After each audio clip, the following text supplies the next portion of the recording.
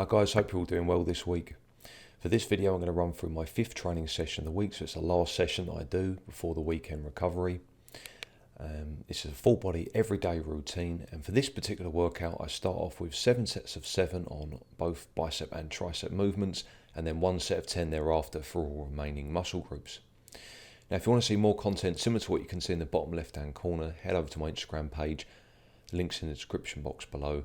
I post regular contest prep updates, videos and much more. You can also head over to my website, sign up to the newsletter there for free content, or you can check out my full training journal, which I update each week.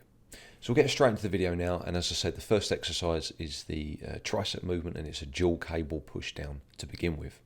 So this is a pretty good exercise, really quite comfortable and excellent at ironing out any differences that you may have from limb to limb. You may find that the negative is quite hard to control and one may come up sooner than the other. You might find that the lockout happens sooner on one arm than the other. There's just subtle strength differences there, and it's kind of hard to synchronise the two. So these kind of movements are quite beneficial, improving that if you do struggle. And typically there's going to be, some strength differences, especially in the arm and calf development. I find more so than any other kind of muscle group, forearms especially. So adding in, these kind of exercises can be quite beneficial for you. So yeah, worthwhile every so often to do something like this. That being said, I do prefer the straight bar push downs because I can load it up a lot heavier. So I'll probably switch to that after this week. I've already done 5 weeks on the exercise. Now the second movement, the strict barbell curl, I've really had trouble with my bicep for quite some time. So I'm just thankful that I'm now able to do barbell curls. Before it just simply wouldn't have been an option. It was too painful. I was having to do hammer curl movements or partial range of motion, the preacher curl at the top third or 2/3 of the movement. Finally recovered, and yeah, really happy that I'm able to do some barbell movements.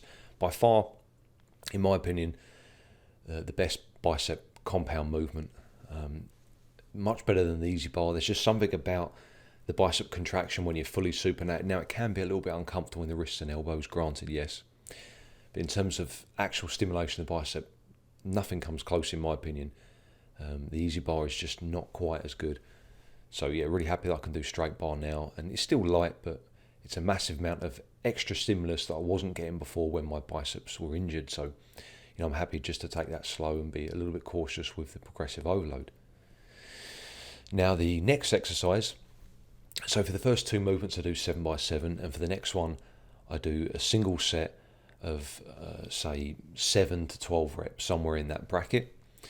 And I've chosen this as my chest isolation movement.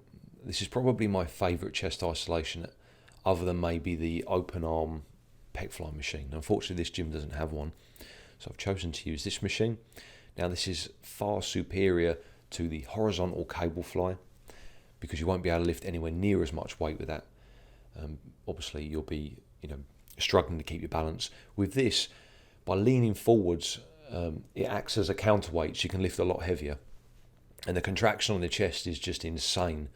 So this is a really good exercise to pop into your routine if you're struggling for chest development. As you can see here, the pump's good. Just from 1 set to failure, I think I got maybe 13 reps, something like that.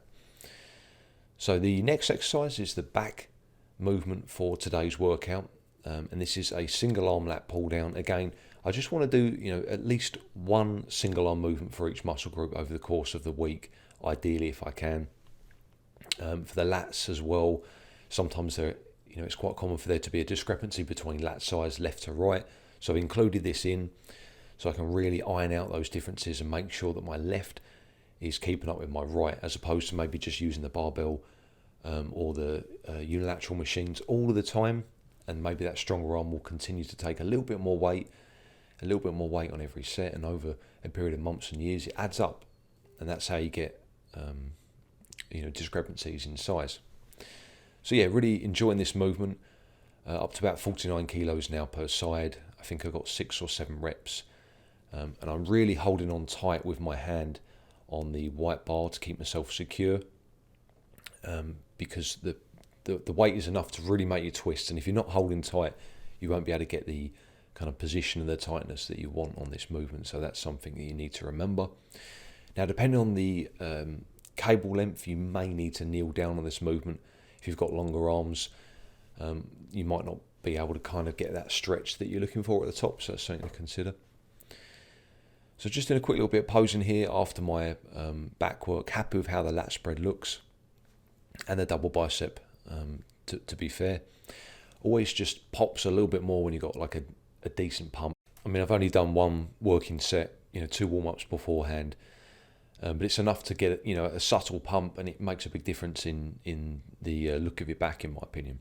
So next up, we've got the leg exercise for today's workout, and it's a quad extension. So moving on to the isolations towards the end of the week for legs, quad extensions. One set with good form, nice strict movement, all the way to failure, as much I can do without getting sloppy. Now, I could continue the set on past that point and do a limited range of motion, which I'll probably do over the next couple of weeks to really increase that intensity before maybe resetting and maybe moving on to a different program.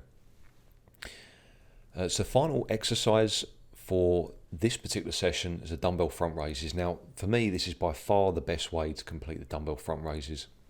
You're sitting on an incline and you're allowing the arms to stretch fully so that the arm is actually behind the line of the torso. And this means that the front delt stretches more than it usually would. If you imagine you're standing up doing a front raise with your arms parallel to your side, they're only going to stretch a certain degree. Now imagine putting your arm back another foot behind you, and you can feel that stretch on the front delt. And that's why I do it this way. Really, really good exercise. And I do rest pause on this just because it's quite an easy movement. Even when you completely annihilate the front delts, it's not really that taxing. So I decided to do some extra sets. So I think I did like 13 or 14 reps, rest for 10 seconds and 3, rest for 10 seconds and 3 again, something like that. But really good version of the front raises that you should definitely try out.